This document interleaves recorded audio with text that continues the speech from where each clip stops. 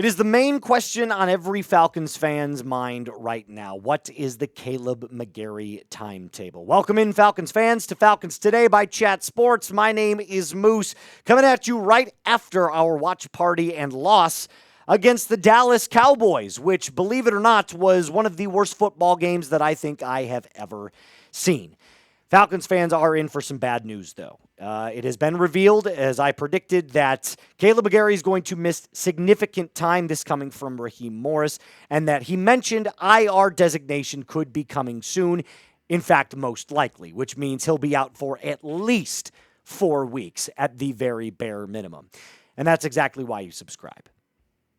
Good news, bad news, watch parties of good football and bad football. I will be here every single day to cover it for you. So if you're a diehard Falcons fan that just wants to know everything going around their favorite dirty birds, make sure you lock us in and hit that subscribe button. Let's talk about the game if we even can. I'm not going to lie to you. It was a pain to watch.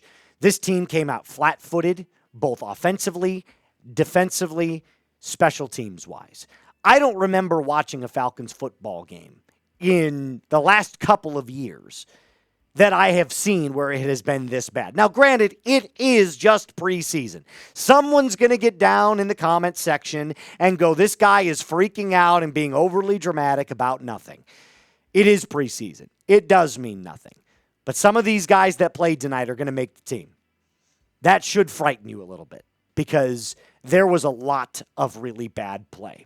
I'm going to break down some statistics here for you. Let's start with the quarterback, Easton Stick, who, by the way, if Kirk Cousins gets traded, is your backup quarterback. Let's go over his night tonight. It wasn't good.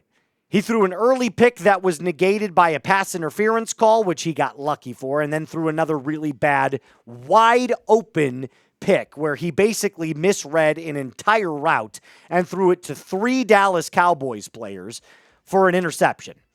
Now, granted, I will say there was one drive where he had a touchdown pass to Felipe Franks, which looked pretty nice, but it was busted coverage by the Dallas Cowboys.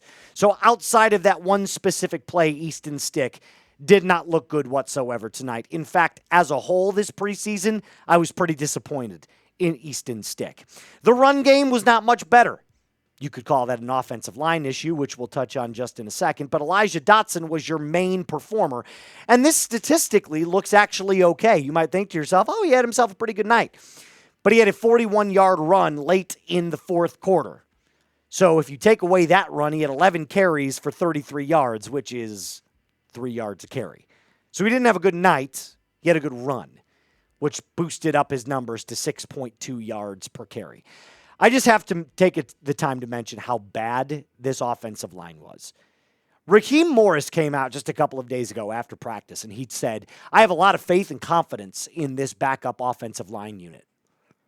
Are we watching the same football team? Are we watching the same football game? Because I saw Jack Nelson take snaps at left tackle tonight and get absolutely dominated by a Cowboys second and third string defensive line. This Falcons backup O-line tonight couldn't stop a nosebleed. Every single play, Easton Stick was under duress. Every single bootleg, the Cowboys read it to perfection.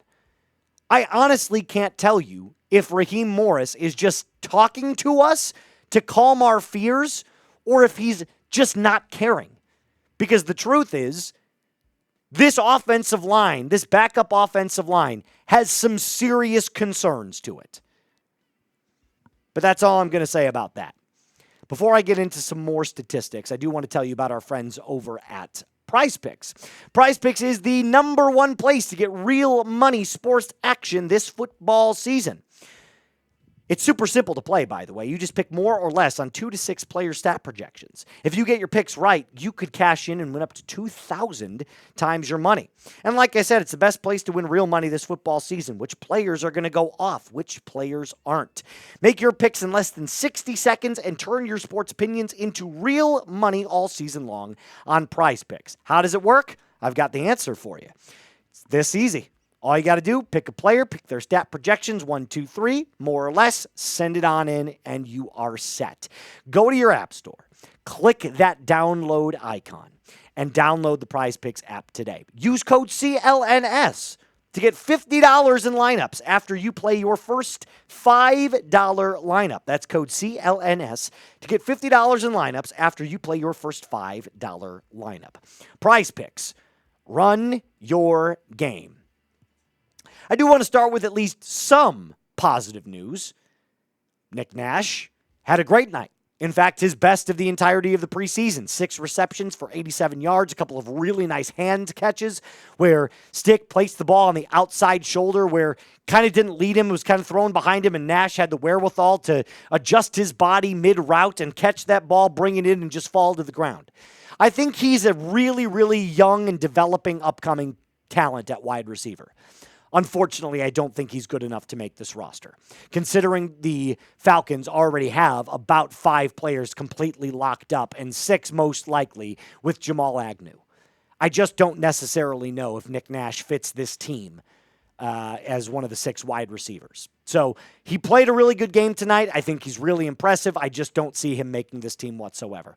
We're going to end it with Chris Blair, the other player on offense, the other wide receiver that has made probably the best case to make that 6th wide receiver spot, but tonight had a very bad drop in the red zone, and it would have been a touchdown. He just beat a guy off the line of scrimmage on a slant route, made a really nice double move, and dropped it. That was it. Just didn't look it into his hands, and it was his only bad play of the entirety of the preseason. But make no mistake about it, nothing about the Falcons game tonight was good. It was a really, really ugly game. Zach Harrison was probably the one that stood out the most on defense in terms of solid production, but even he kind of just was out there making stops when he had to. It necessarily wasn't the greatest night for any singular Falcons defensive player, although if I had to give my nod to at least one player, it would be Zach Harrison.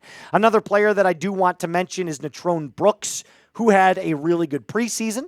He had a really good couple of camps. He's had some great practices in coverage. That's Jalen Brooks, but Natrone Brooks is the cornerback for the Falcons, and he still can't tackle. I'm not going to lie to you. He just can't. I don't know what the problem is. He cannot wrap up defenders whatsoever. It's like watching a player who is really, really smooth and elegant when it comes to covering in his game. But the sad reality is that when it comes time to square up a player that's caught a ball, Natrone Brooks just cannot do it. So right now, I would have to say that tonight, it was just not a great showing. Another player that did not have a good showing whatsoever, got busted over the top, was Kobe Bryant. He had a touchdown right on his head. He lost leverage in his coverage. He got beat off the line of scrimmage a couple of times. It just was play after play after play where Kobe Bryant was constantly in the rear, not getting ahead of his routes. It just wasn't good. It just wasn't good. This Falcons secondary tonight was the worst it has been all preseason. And then, of course, we can't talk about busted coverage without talking about D. Alford. And D. Alford, again, was one of those players that a couple of plays tonight, made a couple of good ones. Had a nice little hit stick early on in the game and then had some sticky coverage early in the second. But for the most part, got torched on a couple of plays on the outside, one dig route in specific where Joe Milton just absolutely read D. Alford like a book. Alford didn't mirror the routes whatsoever. He didn't keep his eyes in front of him. There was no eye discipline. And second and third string wide receivers were just cruising on him all night. So D. Alford is probably the player on this team that is in the most danger of losing his starting spot to the likes of Billy Bowman. So I have to ask you, because we end every single instant reaction video just like this, grade the performance from the Falcons overall, D-. It was bad. Outside of the one touchdown pass to Felipe Franks, it was an F game. It was awful from a special teams perspective. Younghoe Koo missed a 51-yard field goal that he just hooked to the left. It was just not good football. Offensively, it was flat. Defensively, they couldn't stop anybody. The offensive line couldn't guard anything. Here's the one silver lining that I'll leave you with, Falcons fans. It's preseason. It doesn't matter. What does matter is starting the week 1 game against the Buccaneers fast. And I'm looking forward to seeing it. But the latest that you need to know about the Atlanta Falcons is that starting right tackle Kaleb McGary will miss significant time, most likely heading to the IR, which leaves a massive gaping hole at right tackle right now for the Atlanta Falcons. We will see how Raheem Morris and Zach Robinson address this issue and what they have planned for roster cut-down day, which starts on Tuesday. My name is Moose. It was an ugly performance tonight, but only sunny skies ahead. Falcons fans, I need you to rise up, like that video, subscribe to the channel if you haven't, and as always, be cool.